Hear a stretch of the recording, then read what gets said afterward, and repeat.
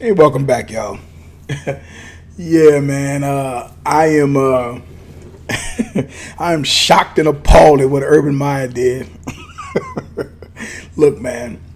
I think to me it's hilarious. It's really hilarious, and lapse in judgment for him as a football coach. As a football coach, checking out his restaurant after they done lost and whatnot, and he hanging out. But look, this just goes to show you like what era that you're in, man. You're in the era of social media. Everybody has a cell phone. All those cell phones have cameras on them. Some of those cameras are better than cameras that you buy at a Best Buy for $1,000. Those damn Apple that has 3 lenses on it. These guys are shooting movies with these cameras, making videos with these cameras and whatnot. Shit, way better camera than I got. I think just all of that stuff. But the thing is this: that little blonde harlot knew what she was doing. I'm not blaming her per se, but I'm like, she knew what she was doing. She grinding up on this guy and stuff like this. She know this is Urban Myers and whatnot. And Urban Myers probably had a few drinks and whatnot and stuff like that. He having a good time. And of course, when they making this like it was breaking news, this ain't breaking news. This is a goddamn coach out there having a decent time. But unfortunate for him, your team is 0-4. And I don't know where everybody bugging out for that. I don't know where they thought Urban Myers was gonna come in. They was gonna go like 12, or they was gonna go 15-2 or something like that. That was not going to happen with them, right? They got growing pains, a lot of growing pains with them. That was a tight game, but the game that I talked about here last broadcast, they actually should have won. They had an opportunity to win that game and just couldn't pull it out. But this is where you're at now. This is social media. This is the age that we live in now. You was having people having breakdowns because Facebook went out. I remember it wasn't that long ago. Facebook didn't even exist, and the world just went on. It didn't exist. But now people are having complete breakdowns from this. So when you talk about cell phones and all this other type of stuff, and these guys sitting up here getting caught in these uncompromising positions and whatnot, and then of course they make it, they turn it into say, oh wow, his wife is at home babysitting the grandkids and whatnot. And I just like, wow. Hate to be in that Joker's shoes when he had to go home and try to explain that shit. And then of course he was apologizing with his head down like he was a 17-year-old kid and whatnot. So sad, but I'm like, welcome to the NFL, homeboy. See, while you was in Florida, Ohio State, you could get away with all that stuff. You can't pull off you can't pull some of that stuff off you could pull off. See, that's the thing. Why you think guys like Nick Saban and whatnot start running their ass back to college? They're kings in college. They're kings. Barry Switzer, those guys, a lot of them guys, them guys are kings. And those guys are kings. Because you, to an extent, can really like not do no wrong. But like I said, but Ohio State, them and some of them coaches, I can't think of the other coach name. It'll come to me later. But yeah, man, them guys, they're human. And they have a lapse in judgment, and he just got caught on the damn cell phone. He just chilling in that little young harlot, that little blonde harlot that's sitting up there grinding up on him and whatnot and stuff like that. But that little heifer know what the fuck she was doing though, man. But like I said, he can't be putting himself in that position. You get on the goddamn team and you go back with your damn. You get on the damn bus or get on the plane. You go back with your team. Cause see, if a pro ball player did that, all hell break loose. He ain't part of the team. He this, he's that. But here's your coach doing this and whatnot. Probably some of that is probably had to do with frustration. He's back in Ohio. He has a restaurant there. He's a fucking legend there. So there it is. You know what I'm saying? That's what it. Unfortunately, that's what ends up happening in that particular situation.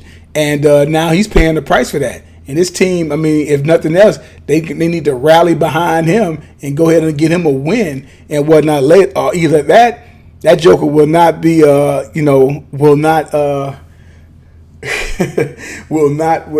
not be coaching next year.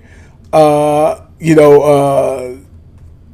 not be coaching next year.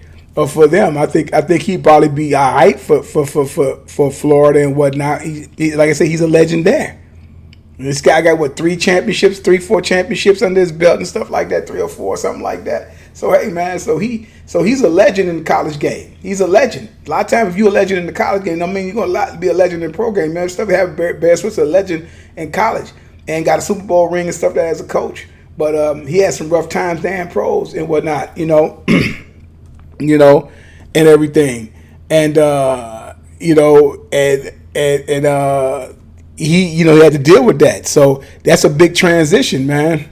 That's a big transition that these guys have to make, especially when you run everything, when you run everything and whatnot. So that's where that comes into play at. So all those guys, man, like other guys they got issues. Jim Tressel, Jim Tressel.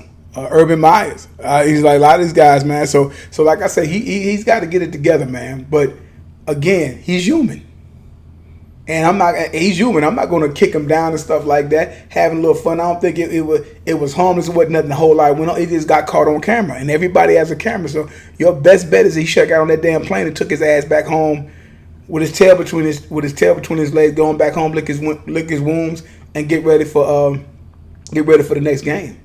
But that was something that he pulled because he could pull that as a college football coach. He can go away and do whatever you want to do, as long as you're winning games or whatever like that. But right now, homie, you haven't won anything.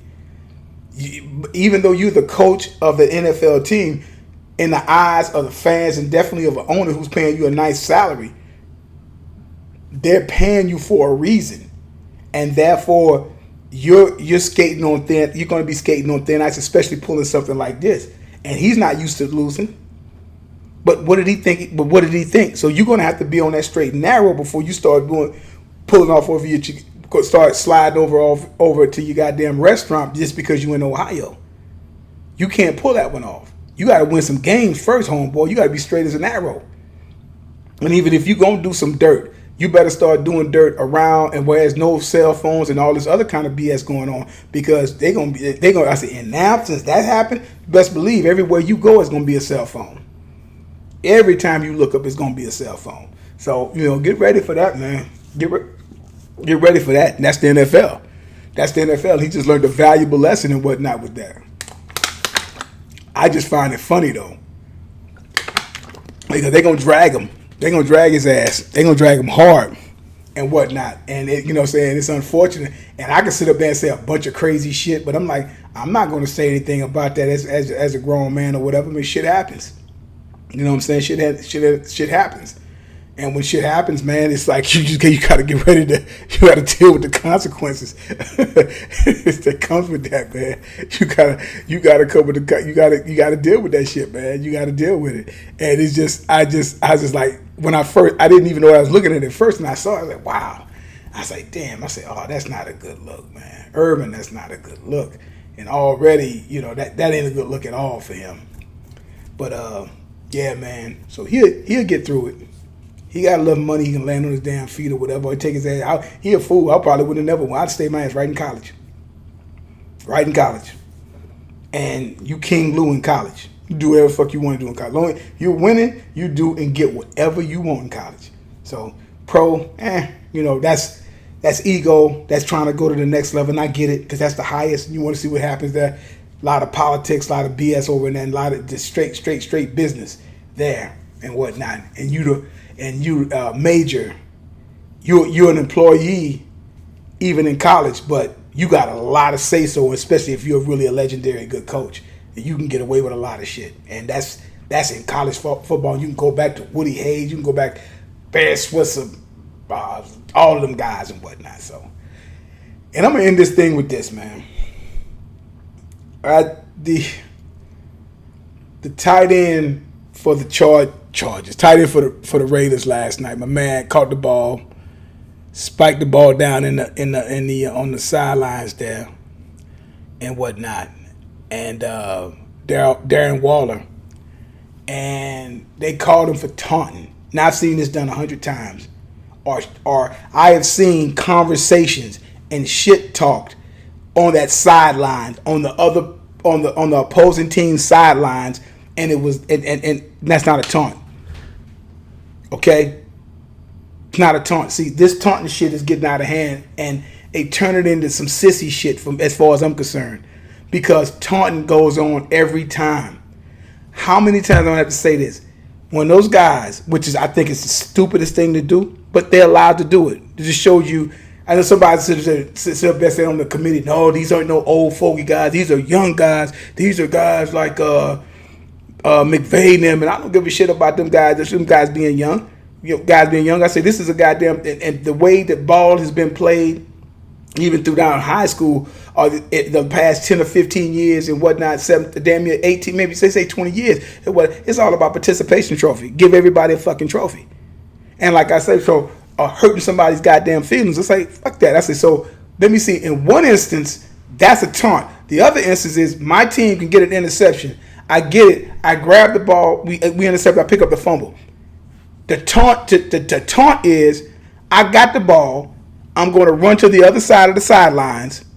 I'm going to run to the other side of the sidelines and take a picture and all this other, a team picture. That's not a taunt. Shit talking. That's a taunt. You ain't getting nothing over here, boy. I talked about this week before last. You ain't getting nothing over here. That's a taunt.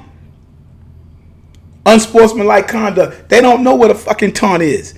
That is a taunt that they're checking off on. Anytime guys can be down 21-0 and do. I've seen teams do 21-0, and a team who end up getting the interception, who's losing, who has no points on the fucking board, who would eventually end up losing the game, will go down there and do that same BS.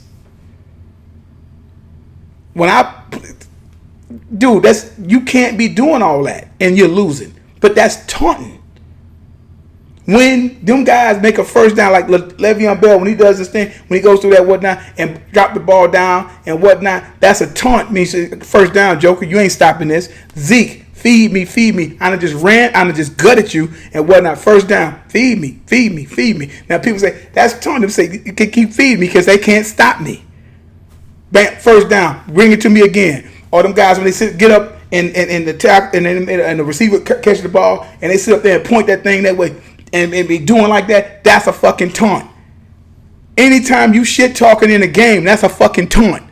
So technically, what you gonna throw a fucking flag on every damn play? That's preposterous. It's ridiculous. And them assholes in the NFL, come on, man. Let them guys play ball. You can't knock the shit out of nobody no more. You can't intimidate no more. If they can talk shit, talk shit. But it's all the time. It's always a taunt. Anytime a player get up, whatever, do say, yeah, boy, or whatever like that, or standing over a dude and shit like that, or whatever. I say something, yeah, you ain't blocking me, boy. That's a taunt. You're telling somebody that you're not going to do something, and I got you. Say you can't. If I sit up and say you can't block me, that's a fucking taunt. You can't block me. I'm coming again. You can't block me. Yeah. Hey, throw over this way. And then you intercept it, knock the ball down. I told you don't throw it. I told you don't throw over this way. I told you don't do that. It's a taunt, man.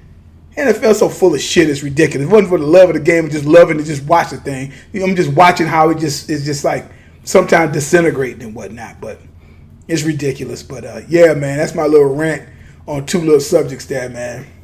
And again, congratulations to Russell Wilson. His 100th NFL victory. And it's, I think we'll say his 10th year, whatever, and whatnot. The fastest to get to 100 victories and whatnot in the NFL history.